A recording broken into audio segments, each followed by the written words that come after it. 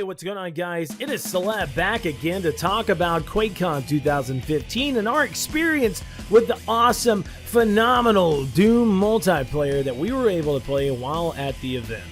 Now, of course, you guys have played Doom before. Hopefully you have. If you haven't, get out from under the damn rock, go back, play some classic Doom, even go and play some brutal Doom. Play the BFG edition, whatever you need to do to kind of catch up to how amazing this series is. If you've never played it before, I don't understand what the hell is wrong with you.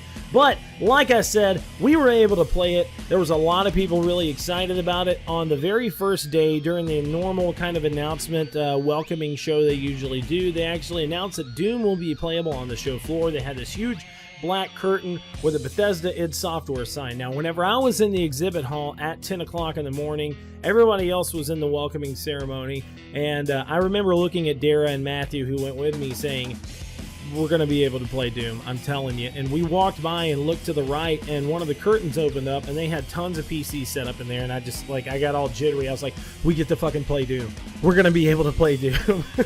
And it was just like, it just blew my mind almost that we actually were going to be able to be some of the first people in the entire world to check out Doom. I didn't know if we were going to be able to play the story mode or what. Kind of had a little bit more of a feeling that we were going to be able to play multiplayer, because that's usually what they do. Sometimes, like last year, they had a few things set up to where you can play some single-player modes on different games, but one of the biggest things that they had available there was Battle Cry, and it was playable in multiplayer format. Well, of course, that's exactly what we were able to do. We were able to play 6-on-6 in kind of a little tournament aspect. Like, you were able to play 6-on-6. Whatever team won moved up to the next level. They had this platform that kind of went up. You set into the next level, and the next level it had the DX racer chairs and everything, and you sat down and you kind of played.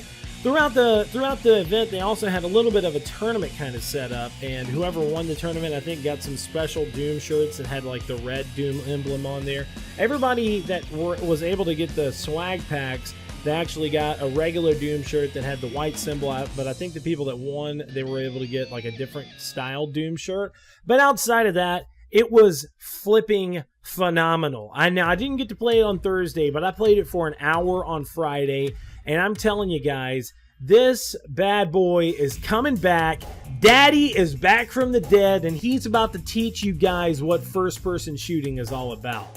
Now, just to get some of you guys that have a little bit of doubt, it is still the kind of signature fast-paced arena-style combat. There's all the same things that you remember from Doom back in the day of like the fast-paced movement, the double jumps, so on and so forth. There's all kinds of stuff in the game that was that kind of just brought you back to what Doom originally was about. There's everything. I mean, there's invisibility, there's quad damage.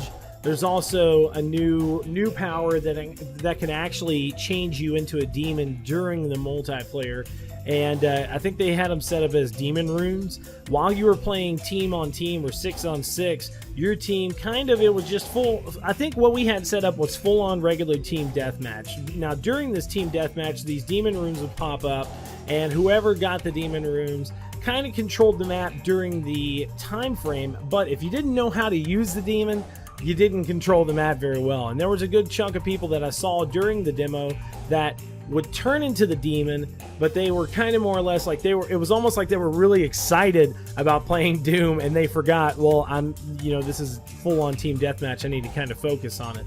But I was actually able to play as a demon. He is very overpowered, and that's a good thing. They'll probably kind of nerf the damage down a little bit whenever the game comes out, but I feel that they're kind of going to keep it where it's at as well, because the demon is a fucking demon. He has gigantic guns, rocket launchers attached to his back with a jetpack. He's flying all over the place. And like I said, there's all kinds of stuff. There's quad damage, which is floating around. You can just pop up on there. There's also these tossable teleporters that throughout the game, like there was actually loadouts that you can kind of set up. They had, I think a total of 4 loadouts during the Doom multiplayer. And one of the main ones that I actually used was the double barrel shotgun, the rocket launcher, and then I had the the teleporter. And while I'm running around, it was so awesome. There was multiple times that I'm running around blasting people with a shotgun. At one point, I kind of get a little overrushed. There's two people running at me. I throw a teleporter behind them.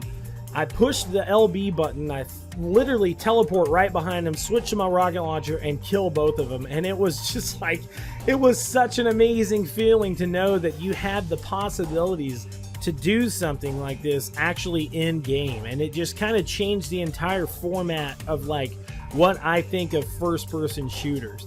And of course, we all know as gamers that Doom and like Wolfenstein, they were the father of the first-person shooting genre. And I think a lot of gamers out there that usually play Battlefield and Call of Duty and so on and so forth, they're really going to be challenged when it comes down to games like this that take a little bit more, I guess it takes a little bit more of tactics or tactical first-person shooter style than what it does in Call of Duty or even in Battlefield. Now, that is not saying there's a lot of people out there that you know, play Call of Duty and Battlefield professionally that don't use tactics, but I think that this game is kind of bringing the genre, the first-person shooter genre, back to its roots and what it was all about. And the reason why I say that is that it kind of feels, there's multiple times that I'll play Call of Duty, I'll play Battlefield, and I'll see a lot of these guys in Call of Duty and in Battlefield on the multiplayer that are literally, you know, just spawn killing, or they're sniping all over the place here and there.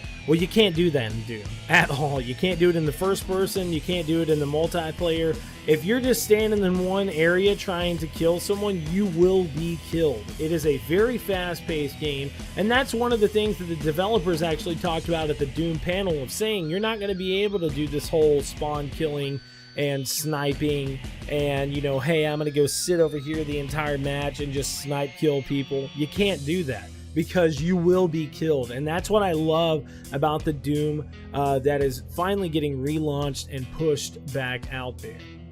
So of course, overall, I really enjoyed my experience with Doom. I know that was kind of crunched down into a little bit of like a 6-minute or whatever video, but it's kind of hard to explain outside of it being self-explanatory. It was this kind of almost basic shooter that was so new and fresh and kind of brought back the old school style at the same exact time. It's something that we have much needed in the games industry when it comes down to first-person shooters. And I think, of course, the father of the first-person shooter like Doom and Wolfenstein, those games, since they have been coming back, they have had, you know, huge praises. You know, Wolfenstein: The New Order launched, you know, back in 2013 from Machine Games, and everyone gave it huge praises, saying, oh, it's back, and it did an amazing job at that. And Doom is coming back too next year, and it's doing the same exact thing. Everyone is so stoked about it. Everyone is excited, and I could not be any prouder than I already am for the team at id Software and the job that they have done. I mean, they had huge praise while at the event. There was a few people that were saying they really wanted a few more add-ins on the multiplayer, because in the multiplayer with the SnapMap map, they weren't able to really kind of recreate Quake in this aspect. But at the same time, you have the double jump, you have the rocket launchers, you have the fast-paced action. I'm sure somebody will make a map based on Quake, and people will still play it and still love it. But like I said, the graphics were freaking phenomenal. The music was amazing. The overall aspect of the multiplayer, how fast-paced it was. I mean, there was all types of weapons. There was the pulse rifle, the sniper rifle. There was another style of assault weapon. There was also, of course, the shotgun, the rocket launcher, the grenades, the teleporter, and also one of the biggest highlights of the entire multiplayer experience was the demon rune. Being able to change into a demon go around and get revenge on all those people that have been running around killing you left and right. It was just a fantastic experience. I really, really loved it, and I hope that you guys get a chance to play this in the coming months. Of course, this game will not be coming out until spring of next year, and the beta will be coming out soon. Now, they didn't give an exact date, but they did say that we will be able to experience this beta very, very, very soon. So just make sure to watch out for this beta. Make sure to go to your local GameStop. If you haven't bought this game yet, buy Wolfenstein The New Order new, and you will get a Doom beta code in there as well. So guys, this is my impressions on Doom from QuakeCon 2015. Please make sure to check us out at secondopinionpod.com for the latest and greatest gaming news, previews, and much more. Second Opinion Productions, gaming is our passion. Podcasting is our profession. Also, make sure to check out bethblog.com for the latest and greatest from Bethesda, id Software, Machine Games, ZeniMax, and much more. Thanks for watching, guys. Peace out.